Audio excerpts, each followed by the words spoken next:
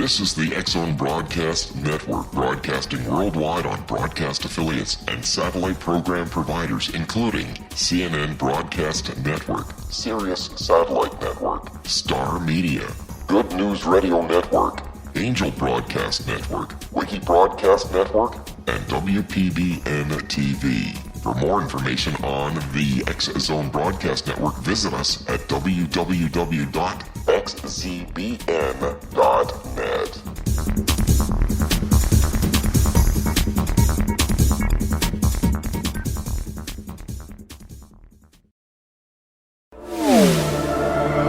The X-Zone Radio Show with Rob McConnell is largely an opinion talk show. All opinions, comments, or statements of fact expressed by Rob McConnell's guests are strictly their own and are not to be construed as those of the X-Zone Radio Show or endorsed in any manner by Rob McConnell, Relmar McConnell Media Company, the X-Zone Broadcast Network, its affiliated networks, stations, employees, or advertisers.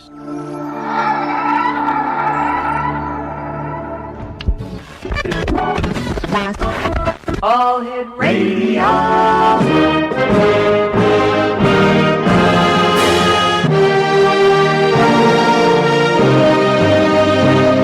Welcome to the X-Zone, a place where fact is fiction and fiction is reality. Now, here's your host, Rob McConnell.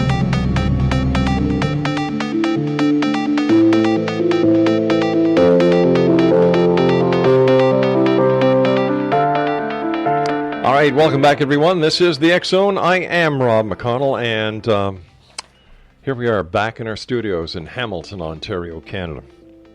If you'd like to send me an email, you know, all you have to do is just go to studio@xzoneradiotv.com on all social media sites, X-Zone Radio TV, and our website, www.xzoneradiotv.com.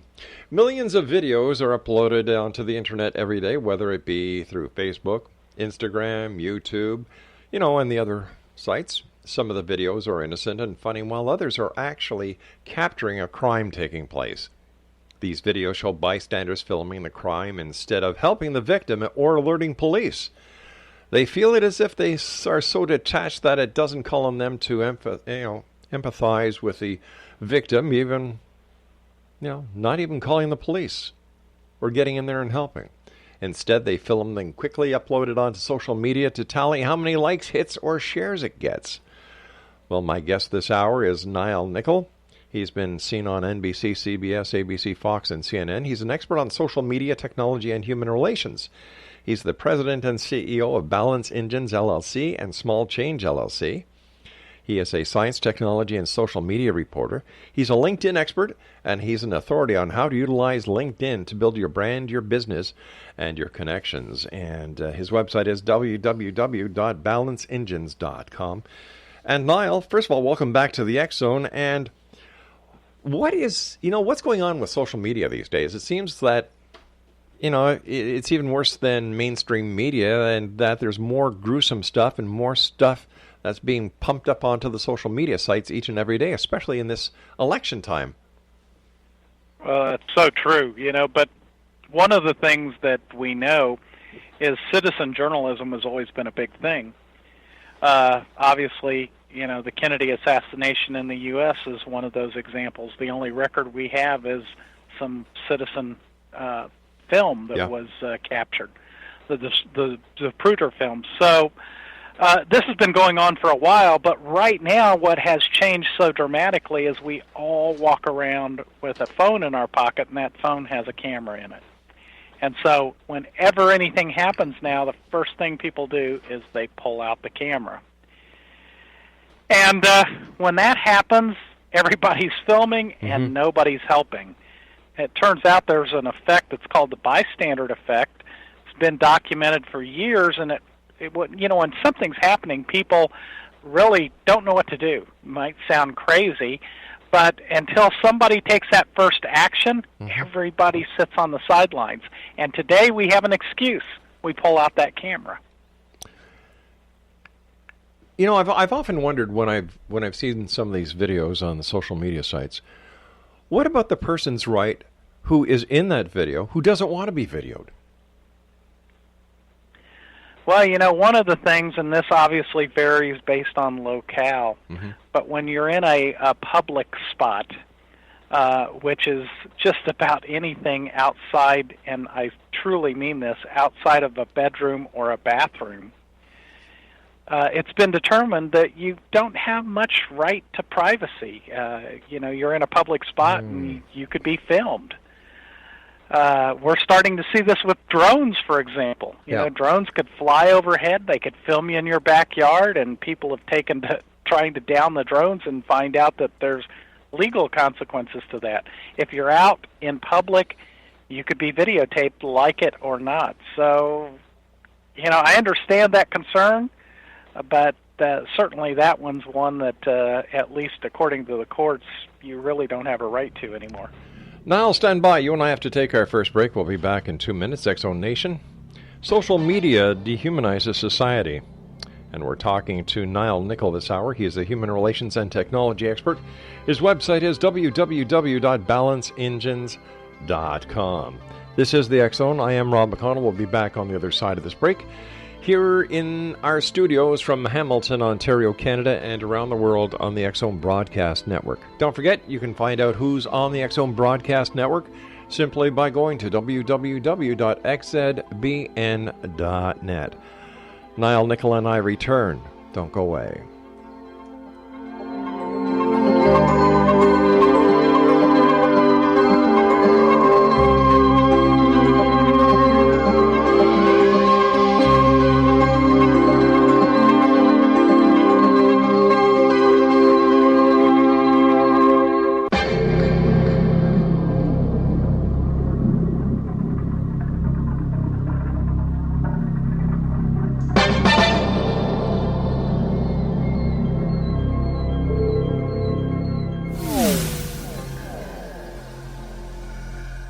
This is Kevin Randall. For nearly 30 years, I have been investigating the case of the Roswell UFO. I have interviewed hundreds of people and stood on the crash site. Now in Roswell in the 21st century, I have reviewed dozens of hours of audio and videotaped interviews, examined hundreds of files that relate to the crash, and have returned to Roswell in an attempt to put all that information into the proper perspective. For the first time in Roswell in the 21st century, I have made a dispassionate reevaluation of all that material and provide a new look at what happened. This is a book that clears away all the clutter that has hidden the truth for so long, strips away the various lies that surround the case, exposes the Air Force attempts at cover-up, and found a core of solid information that tells us all where the case stands today.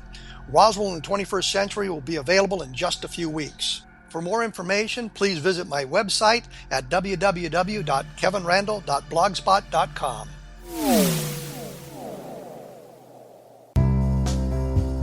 Gibbs A. Williams, Ph.D., is a practicing psychoanalyst, supervisor, researcher, and author in New York City. Much of his life has been dedicated to understanding nature and the uses of meaningful coincidences or synchronicities. His radical and original non-Jungian, non-mystical, non-magical theory of synchronicities illuminates much of the fog surrounding this challenging and perplexing topic. His ideas and manners are fresh, presented in a style that is both entertaining and highly informative. He is also an expert on crisis intervention, specially focused on violence reduction for the police and citizens, mastering anxiety, frustration, and stress without the use of medication, and effectively preventing and treating heroin addiction. Dr. Williams can be contacted at his email address at gwwilliamsny11@aol.com or visit his website at www.drgibbswilliams.com.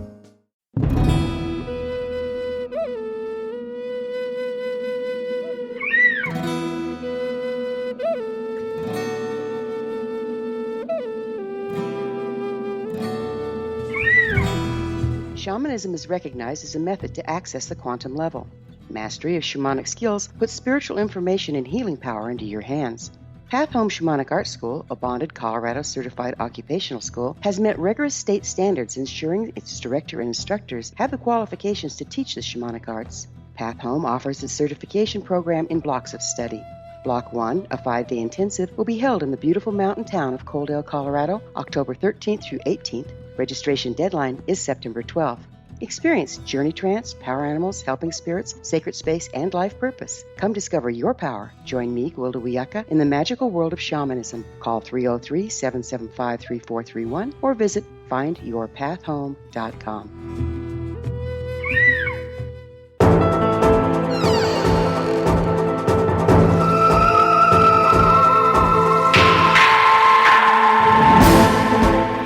Exonation NILE. NICKLE is our special guest this hour.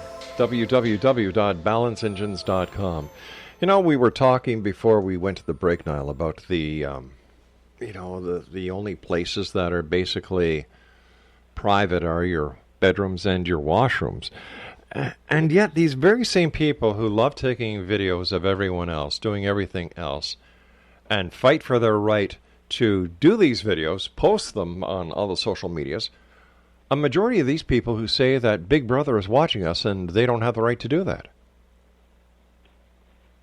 You know, it's fascinating how whether you're filming or being filmed could change your thoughts and feelings about that. There's no doubt about that. As a matter of fact, we've obviously just had a major issue in the U.S. elections where an audio recording came out of Donald Trump that he probably wishes didn't exist.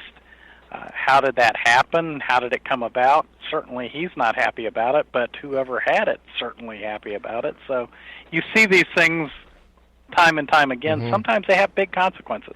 Well, especially since Billy Bush is Jeb Bush's nephew. That may have had something to do with it, plus the fact that there was never a release signed by Donald Trump. The recording was done without his knowledge. He didn't know the mic was hot.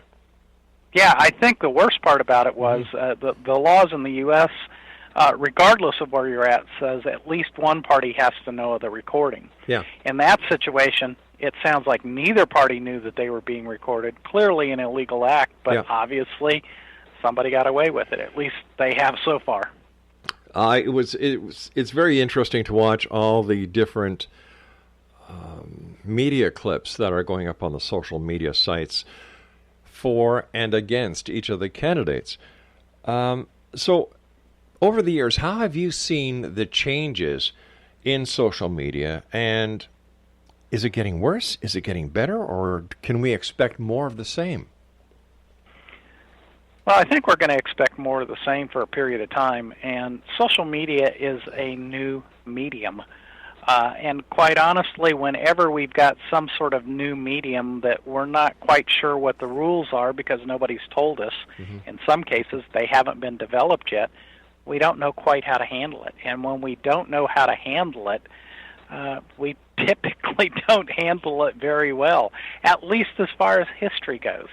So we've got this new social media thing. We've got newsrooms that are clearing out. They're now using citizen journalists to generate the news for them. In fact, most big news-breaking events happen from social media-generated content today versus somebody in a newsroom breaking it. So you're starting to see a reward system. We've got a system where rules haven't been established. We don't know what the social norms are. And so you've got a little bit of the Wild West going on. And the Wild West is now in our palms, on our smartphone devices or laptops, and it's called social media. Should these social media venues be allowed to continue without rules and regulations? Well, I think as we start to see some of the more heinous, and I that's the best term for it, events occur, I think we're going to start to see some rules develop. And once the rules are propagated, people really know and understand the rules, hey, maybe it'll be a little bit better. At least it won't get in the mainstream. You'll still have people posting in places where it might be consumed, but certainly not the mainstream. You'd think that we would have learned when it comes to social media that there should be rules and regulations implemented by the amount of cyberbullying that is still being perpetrated on the social media sites. And it seems that nobody is doing anything about it. Yeah, and right now I know if you have an issue of being cyberbullied, and you call your local law enforcement, whatever that might be in your locale, in many cases they don't know what to do about it. They don't have officers that are responsible to investigate. They don't know how to investigate. And in cases like that, and I know this because I've been contacted for this, they try to bring in outside experts to say, okay, how do we find this? Where do we go? How do we find out who these people are? Are they real? Is John Smith on the social media site real John Smith, or is it Mary Thompson? So, they're right now struggling, and when I say they, law enforcement, to be able to help with cyberbullying.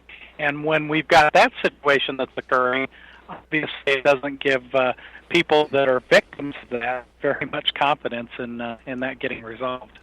And then you've got the social media aspect that is being used by terror organizations like ISIS.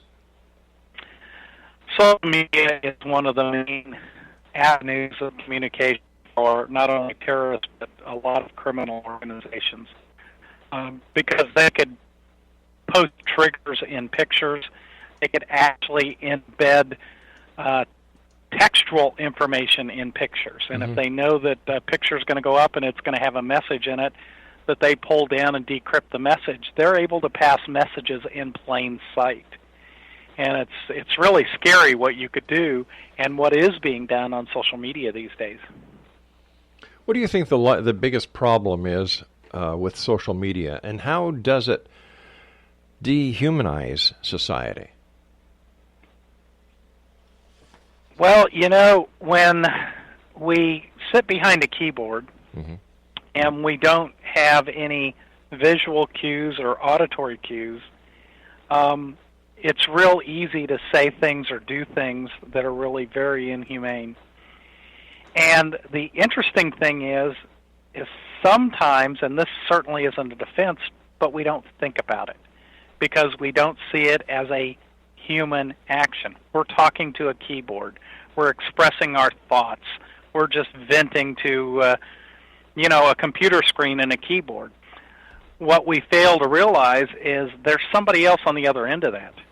And when they read the messages, they could really become very hurtful. And we've seen so many cases where something was done online, and whether it was accidentally, whether it was just a cavalier attitude, whatever it may have been, they take some action, and all of a sudden it translates into the real world. And now you've got physical actions following some sort of cyber conversation or argument or battle that went on. Do you think that the social media sites like Facebook, Twitter, Instagram, and the rest of them should be taking more responsibility and doing more to make sure that this doesn't happen? I do. When you think about, let's just talk about Facebook, for example. Okay. Facebook was developed by a college student to be able to allow other college students to connect, find out what was happening, and just become more in tune with each other. Well, certainly it's involved into something much bigger than that, where just the ad revenue alone, which is their primary revenue today, is in the billions of dollars a quarter.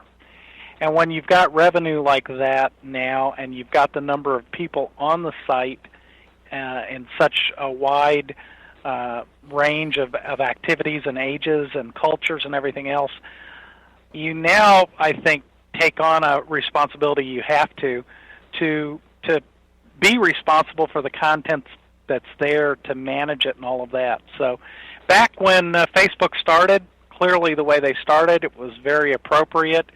What they've grown into, I think they've grown into sort of, to steal a movie from a Marvel comic, Spider-Man, with power comes responsibility. They've got a lot of power today, and with that power has come a lot of responsibility, and I think they have to own up to that responsibility.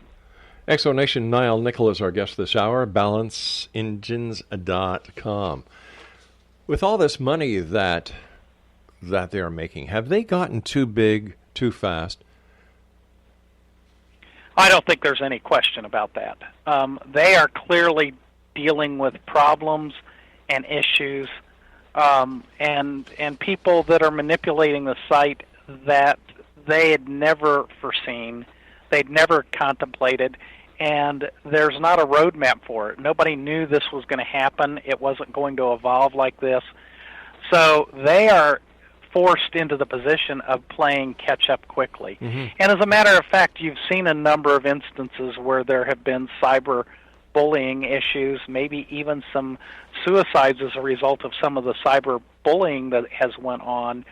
They've tried to react to those situations, and what they're trying to do right now is they're trying to use more some of what we started talking about earlier in the show. They're trying to get more citizens, more users of the site to be able to notice things, and when they notice them, report them so that they could take action.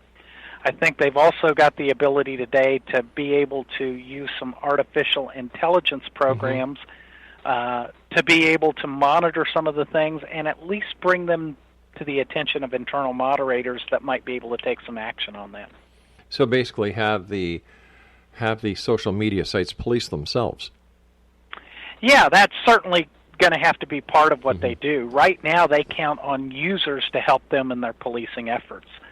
They're certainly going to have to grow into something bigger than what they're doing today, because what they're doing today really could cause a lot of damage before somebody reports it. Do you think the government should get involved and start regulating the social media sites?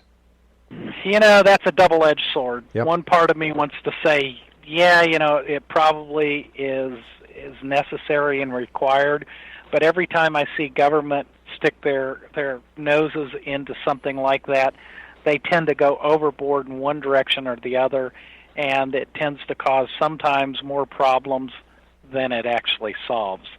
And so, you know, do we all want to see the problem solved? Absolutely. Does it require more regulation? Yeah, I'm nervous about that. I think when we start talking about the potential of regulation, I think now the sites start to get a lot more interest in some of the self-policing that they need to do. You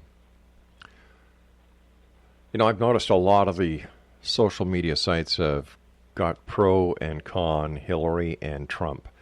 And I'm just wondering, how much influence do social media sites have on the people who actually have the power to vote these people as president? Or, you know, where do you draw the line? That is a scary issue. I don't know if you followed this, but a few years ago, there was a social experiment conducted by Facebook. It was Facebook scientists that did it. They actually published the results. But what they found is they were able to change the attitudes of people, either in a positive way or a negative way, based on what they put in their news feed. And so they found that they could manipulate the feelings and emotions of people based on news feed content. And if they wanted to feed a certain amount of content a certain way, they could influence how somebody was going to react to it. All right, stand by, Nile. You and I have to take a break. ExoNation, Nile NICKLE is our special guest, www.balanceengines.com. I'll be back on the other side of this break as we continue this interesting conversation into the social media. And who knows what else we'll get into. This is the X Zone. I am Rob McConnell. We'll be back on the other side of this break. Don't go away.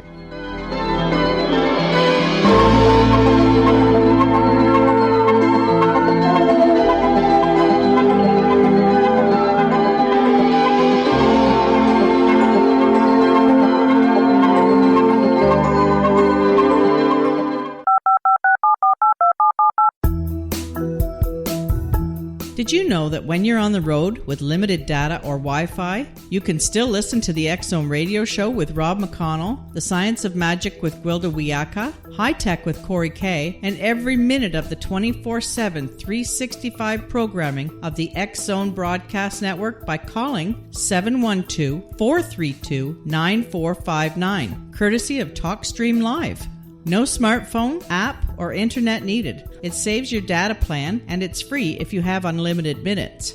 Call 712-432-9459 to listen on any phone, anytime, anywhere. Remember, 712-432-9459 for the best of paranormal, new age, thought-provoking, sci-fi radio programming 24/7, 365.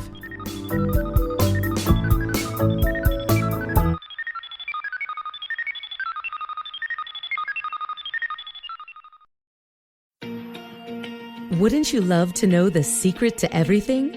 Well then, meet Dr. Kimberly McGeorge and her cutting-edge breakthrough knowledge that combines science with possibility. Dr. Kimberly brings real-life answers and healing to those open to alternative solutions. She teaches solution-based programs and classes that will change all areas of your life forever. Specializing in conscious creation, intuitive readings, and energy medicine, you can rapidly shift health, relationships, business, and money and abundance challenges quickly. Receive her best-selling book, Secret to Everything, at no cost by going to secrettoeverything.com/X-Zone. That's right, transformation can start now.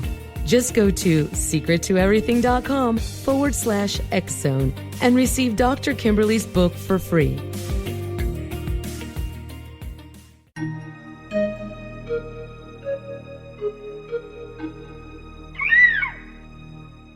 While science pursues fact, magic accesses the quantum level, bridging random facts to form truth. As long as science and magic remain separate and polarized, the truth cannot be known.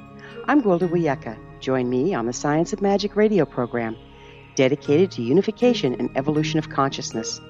During each episode, I'll be speaking with experienced and respected scientists and mystics. From astrologers to astronomers, from medical doctors to shaman, the scientific method to dowsing and intuition, we'll weave together information from seemingly divergent practices to promote unity and enlightenment. Join me, Gwilda Wiyaka, and the Science of Magic right here on the Mutual Broadcast Network. For more information, visit www.thescienceofmagic.net.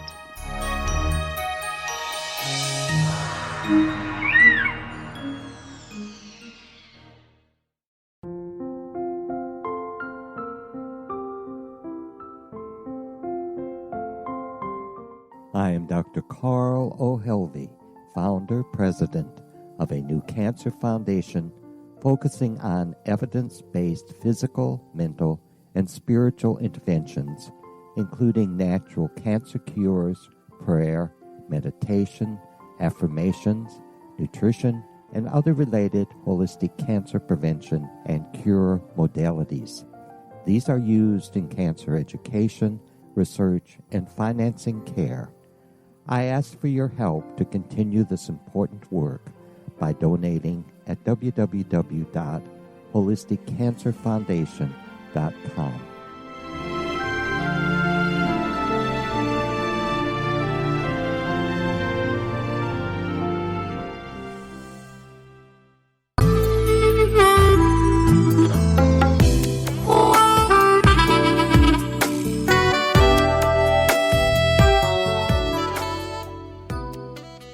Exonation NILE, NICKLE is my guest, www.balanceengines.com, and he is also the host of the podcast show, The Social Media Business Hour.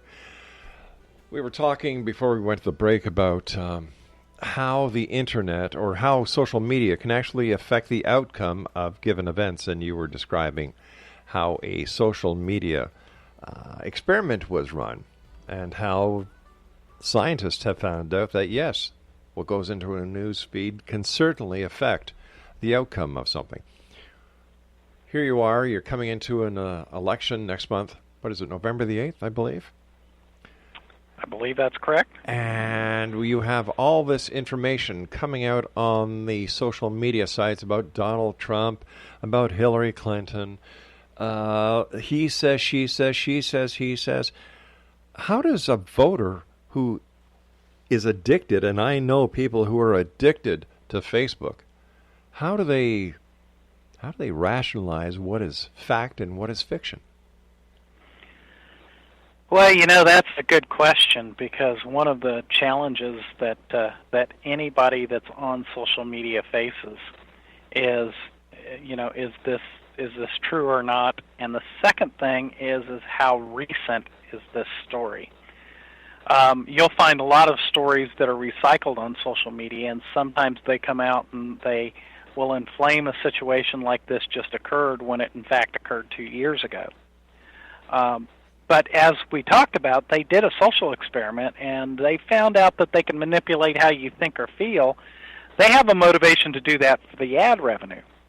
But the question, I think, is there, and that is, what happens if they decide that they want to try to influence the election? They determine very quickly if a voter is a likely Republican or a Democrat, and how they are likely to vote. They could fill your news feed one way or another and try to sway you. So basically, we're talking about social media. Oh my gosh, I just had the word here. Hold on here. Subliminal messaging. Yeah, we really are. I mean, if we start talking about PR, and in a lot of respects, social media uses a lot of PR strategies, whether we realize it or not. One of the things that PR professionals have been concerned about for well over 100 years now is the ethical duty that they have, because they know that they can manipulate people's thoughts and feelings. Well, we're seeing people that are very good about doing that on social media. As a matter of fact, I read a book recently, and some of the listeners would probably enjoy it a lot. It's called Trust Me, I'm Lying, Confessions of a Media Manipulator, by a gentleman by the name of Brian Holiday. And he talks about how they specifically will inflame a story, put edgy posts out on a story, do some things like that to manipulate the people responding to that story, so they get them to respond the way they want them to. There was something on Facebook today that I just couldn't believe people were so stupid to believing it. Here you've got it's all about the voting fraud in one of the states, and they've got this footage, and in the corner is the Russian flag. It had nothing to do with U.S. elections. It was voter fraud in the Russian elections. And yet people were just getting inflamed. How can this happen in the United States? And yet there's a Russian flag right there. Well, you did something that most people don't do, and that is you looked at it critically and you analyzed it and you asked yourself a few questions. Sure. And unfortunately, we sometimes too easily fall prey to the information that's there, and I have been guilty of that, and I'm an expert. We don't take the time to do those things. Obviously, there are sites that you could go to, Scopes is one of them, where you could check the validity of some of these posts to find out if they're really true or they're not true. Some of these things are just pure outright fiction, but they sure weave a good story. And it's funny because I'm looking at it, I'm saying, that's a Russian flag, and then I look at the comments. The number of shares were astronomical. I'm saying, my gosh. And in fact, I did an op-ed the other day about the power of the media. It's no longer we the people, it's we the media. And social media fits right into that category because it's based on money. If it don't bleed, it don't lead. You want the numbers. And if it doesn't get likes, it's not going to stick around very long. Exactly. If it gets a lot of likes, it's going to go viral and be shared tremendously. So what does this do for someone who wants to put the real news out there, and they know that they're going against sensationalism? Isn't this counterproductive? What you're seeing is you're starting to see newsrooms clear out. Yeah. And they want to use citizen journalists. As a matter of fact, Fox News specifically has said, we're looking to replace a number of our newsrooms. They've partnered with some people, and it's called Fresno, as a matter of fact, and you could sign up as a citizen for Fresno, and every time a video gets shared, you get $75, and a photo gets shared, you get $30. So, they, the big news media, Fox in this case, is now pushing that out to citizens and incentivizing them to share the information. Now, is there any fact-checking that goes on? Are there ethics that are in place? We know the answer to that. There just simply isn't. Yeah. So what's happening to credible journalism? Is it a thing of the past? Like there's no more Walter Cronkites, there's no more Dan Reesners, that we're all now looking at CNN and all the wingnuts they have there and the other alphabet soup media that's out there? Well, Fox News is one of these major networks, and the fact that they are trying to replace journalists in newsrooms, and I mean completely replace, not just, maybe we'll downsize a little bit. I'm talking about an outright, let's take them all out and put citizen journalism in place, and that's what we're going to rely on. Listen, serious journalists spend a lot of time and spend a lot of money, get a lot of education to be able to do their job properly, and they feel a certain responsibility to report things accurately. If I'm about the next $75 that I'm going to get, I'm really not concerned about that. I'm concerned about the next $75 payment. Yeah, it's like the World Weekly News is going to be replacing all of the newsrooms, and like you were saying, the true journalist takes pride in his job or her job. She's gone to broadcast school. They've gone to journalism school. They've paid their dues just to be ousted by anybody with an iPhone. That is so insulting and so demeaning and so wrong in so many ways. Yeah, because of the economics of it, that's exactly what's happening. And we, the people, guess what? We're supporting that because we're supporting it with our dollars. We're showing where we vote based on where our eyes and where our attention is. And when you consider that the average person that consumes social media is on social media more than 2 hours a day. Wow. It tells you where their eyes are. I would imagine that social media, as well as other aspects of the technological world, is an addiction. Well, they found out that's the case, too. As a matter of fact, I did a story on this a few years ago, they've actually found true psychological effects, full withdrawal effects if you take it away, that are stronger than cocaine. Wow. So is it an addiction? It absolutely positively is. And I don't know if you've noticed this, but there are actually social media treatment centers popping up around the world now, especially in the countries that are consuming it in a major way. And I would imagine the United States is one of them. United States is one of them, but we're not the leading one. If you talk about Korea and Japan, they're far bigger consumers than we are. Really? And that's where you're seeing most of the treatment centers pop up. Oh my gosh! And it's exactly like the AA treatment program. Except it's WWW treatment. It's WWW treatment. I was just thinking about what you said with the major Fox, going to journal citizens. What about all these journalism schools? What about all these broadcast schools? Like here in Hamilton, we've got Mohawk College, great place for broadcasting. Niagara College, broadcasting. And then you can George Brown University broadcasting, Sheridan College broadcasting. What's going to happen to these universities, these schools of greater learning, where people used to be proud to say that they graduated from Niagara College in broadcasting or Mohawk College in broadcasting, and now, little Susie Q, who's 15 years of age, she has a cell phone, she goes out, she scoops a story, and she's taking over a seasoned broadcaster or journalist. I find that so degrading. It is. But, maybe the other shift that's occurring, every college that you just mentioned, has recognized the shift that's occurring, and you'll notice now they are offering degrees in social media journalism, digital journalism.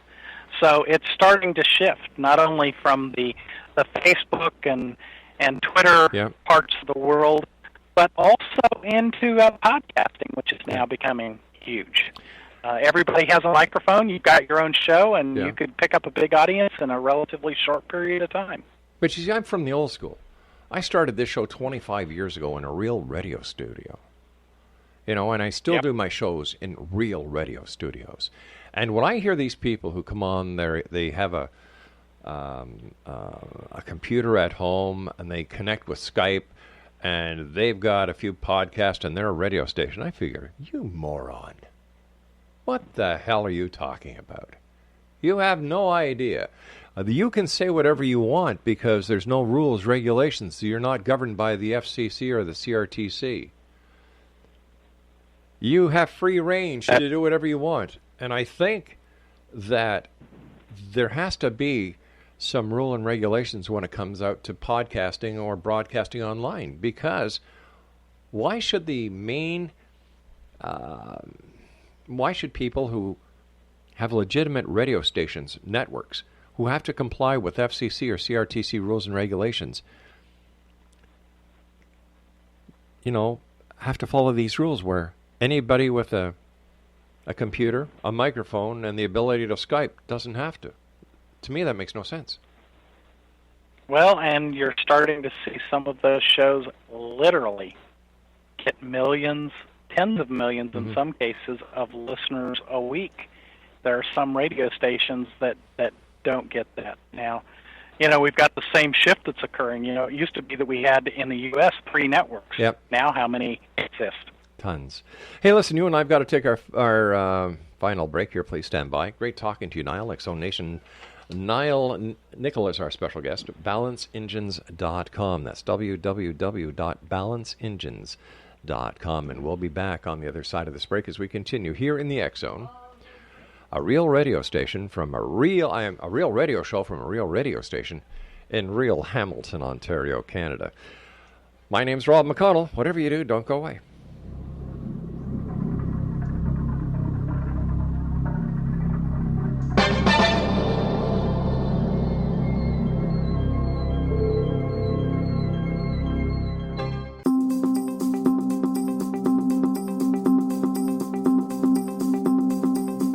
As host of Dialogue with Divinity, I am thrilled to join the X-Zone Broadcast Network and their growing number of affiliates.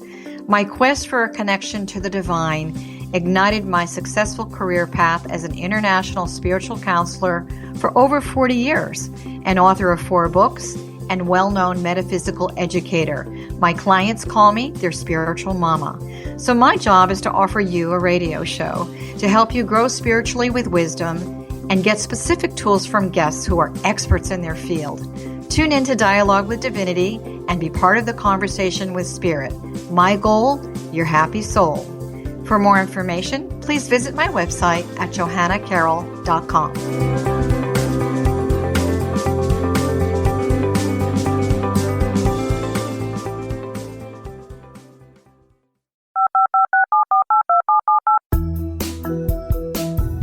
Did you know that when you're on the road with limited data or Wi-Fi, you can still listen to the X-Zone radio show with Rob McConnell, The Science of Magic with Gwilda Wiyaka, High Tech with Corey Kay, and every minute of the 24/7, 365 programming of the X-Zone Broadcast Network by calling 712-432-9459, courtesy of TalkStream Live.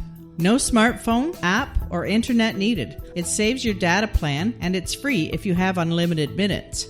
Call 712-432-9459 to listen on any phone, anytime, anywhere. Remember, 712-432-9459 for the best of paranormal, new age, thought-provoking, sci-fi radio programming 24/7, 365.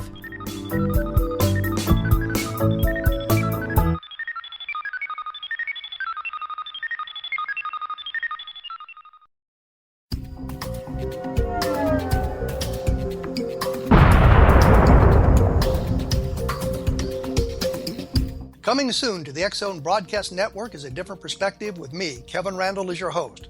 We'll be taking a close look at what is happening in the world of UFOs today with side trips into the paranormal. Guests will range from those who are household names to those who have a different perspective on a variety of topics.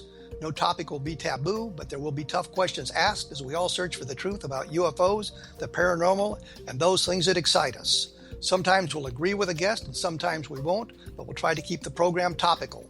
For those of you who like to read, be sure to visit www.kevinrandle.blogspot.com and remember to listen to the other fine programs on the X Zone Broadcast Network at www.xzbn.net.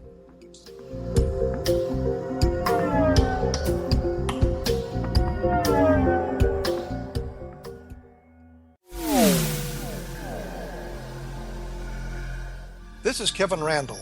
For nearly 30 years, I have been investigating the case of the Roswell UFO. I have interviewed hundreds of people and stood on the crash site.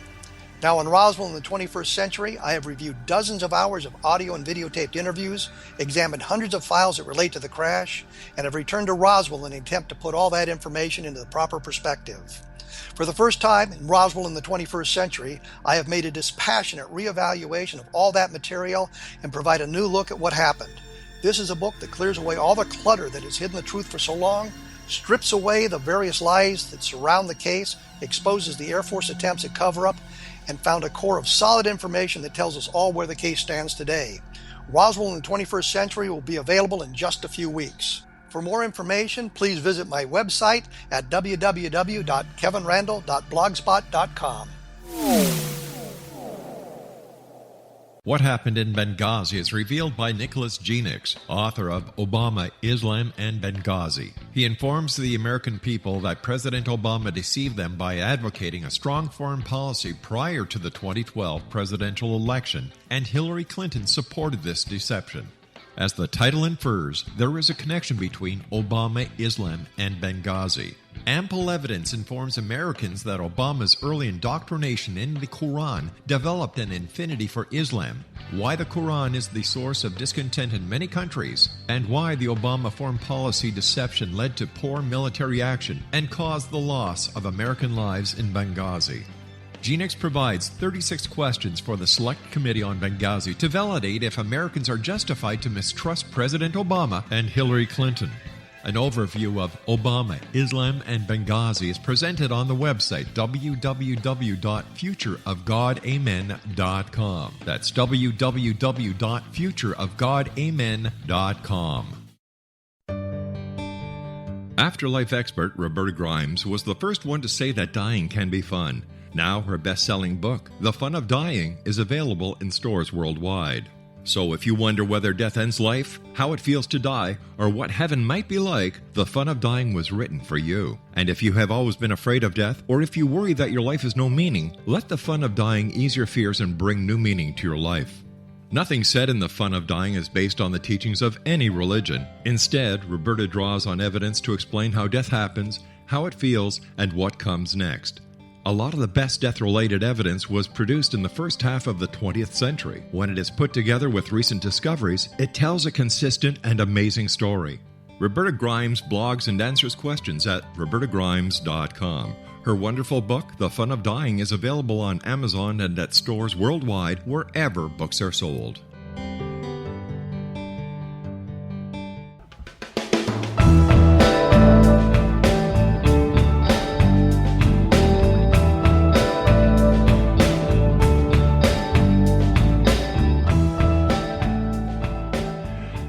Nile NICKLE is our guest, balanceengines.com. Nile, what do you think the next evolution in social media is going to be? You know, we're getting to the point in time where we're starting to see virtual reality raise its head. And I think we're probably going to start to see, within the next few years, we'll probably see some elements of it next year, integration of social media and virtual reality. And that might sound a little bit bizarre, but we're getting some very sophisticated 360-degree cameras that people could use now. Becoming very affordable and very small.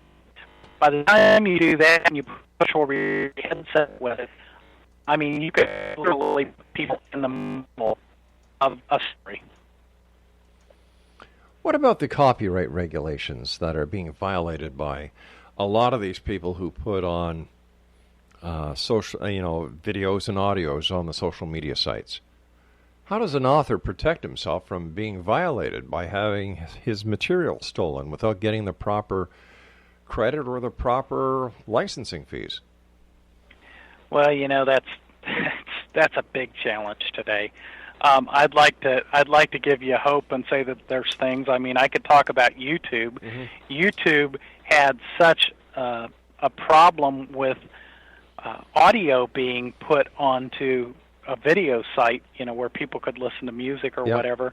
They actually started licensing it, paying the royalties, and putting advertising in it so that they could recover that money. So, in other words, they determined that they couldn't fight it anymore, but they did put a policy in place to at least address it with royalties.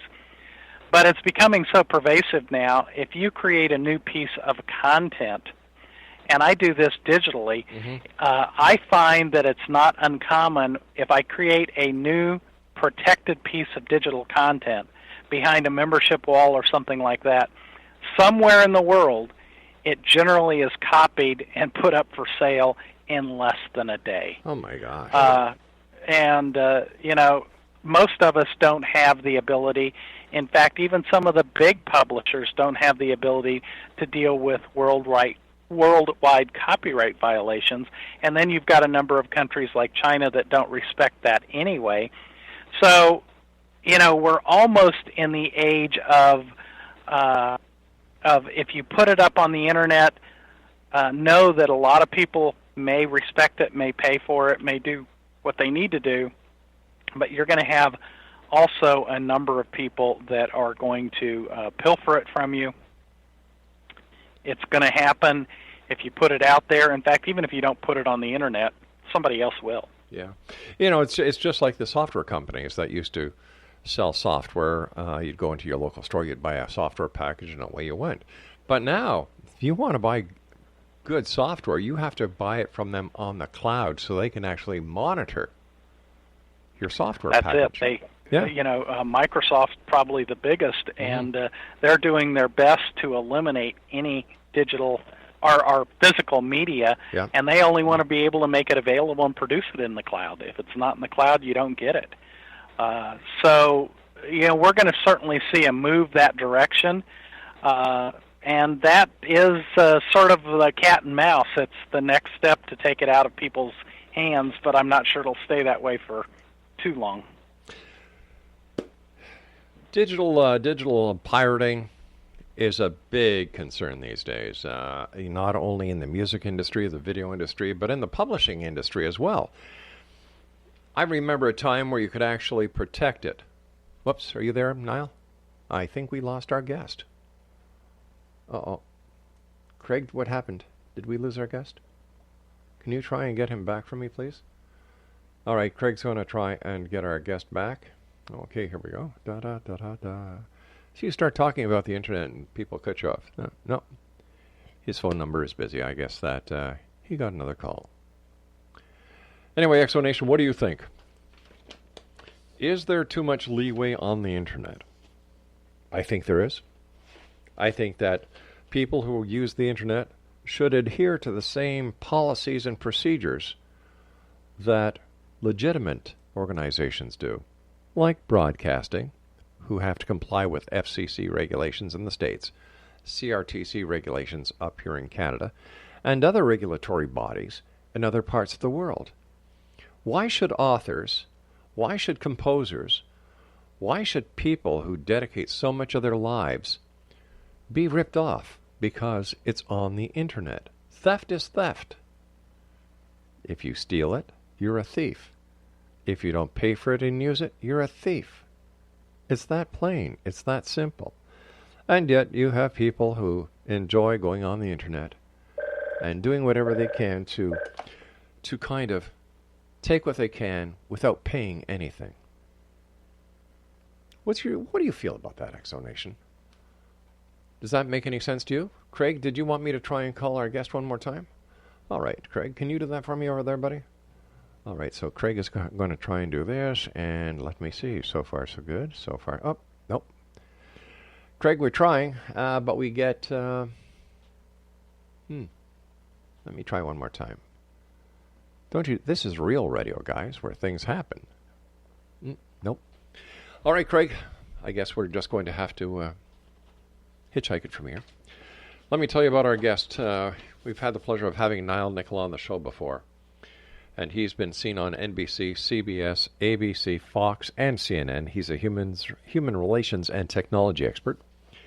And like we were saying, millions of videos are uploaded onto the internet every day, whether it be through Facebook, Instagram, YouTube, Vimeo, etc. Some of the videos are innocent and funny, while others actually capture a crime taking place. There we go again. Craig, Craig, who's doing this, and why are they doing this? There's even a better question. Tell me what you think, Exonation. Send me your emails. What do you think about the social media? Should it be governed? A lot of you say, oh, no, don't get the government involved. But let's say you're one of the composers. You're one of the authors. Your material is being ripped off. That is your bread and butter. Isn't it a crime? Or are you that complicit because you figure, hey, what the heck, I've done it myself, no harm done. I like that song, I just ripped it off. Or, geez, yeah, I was able to get a copy of this book online, but no, I didn't pay for it. My friend got it and he passed it along to me. I don't think that's right at all. I think that if you're going to be ripping people off on the internet, you're ripping them off in other places as well. And when it comes to the regulatory systems of audio and video on the internet, I'm for it 100%. After all, legitimate radio stations, legitimate television stations, they have rules and regulations to follow. What makes you people who do internet broadcasting or podcasting so different? You should follow rules and regulations. The internet needs to be cleaned up. There's way too much crap in it. And as I've said many times before, in my opinion, the internet is the biggest septic tank that man has ever created. There's more crap in the internet than anywhere else on Earth. There's more thieves on the internet than anywhere else in the earth. Look at all the bullying that happens on the internet. People, like Niall said, are, they're talking to a keyboard. They don't get to see what happens on the other side when that bullied message gets to that little girl or little guy, and the effect that it has on his or her life. No moral judgments, no moral responsibility. Then, like we were talking, the recruiting that is going on by ISIS. Then, like Niall was talking about, the scientific experiment that Facebook did to prove that they could actually manipulate people using the Facebook newsfeed. That is so wrong. What was it? Months ago, I wrote an article about subliminal advertising on the internet. It's happening, folks. It's happening. You spend more time on the internet or your iPhone than you do talking to people. There are families that instead of calling each other for supper, they text each other. What has happened to society? We're going into a whole new age of LOL, LMFAO, BRB, LOL, and the other alphabet soup that you use in the internet and social media. What's going to happen to communication skills? Talking, listening, exploring the wonders of the world. Does anybody think of that? I think not. I'll be back tomorrow night as once again we cross the time-space continuum to this place that I call the X Zone. And for our guest this hour, Niall NICKLE. I'm sure there was an internet problem because I've had the pleasure of having him on the show before.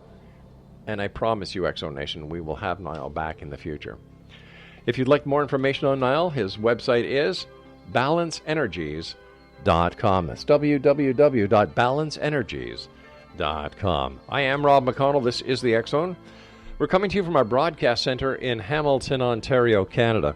Now, as I say at this time of night, every night, if you can help someone else to make a positive difference in their life, do it. Whether it's smiling, opening up a door, digging deep into your pocket, sharing a can of food, whatever it is, remember, always keep your eyes to the sky and your heart to the light. Good night, everyone.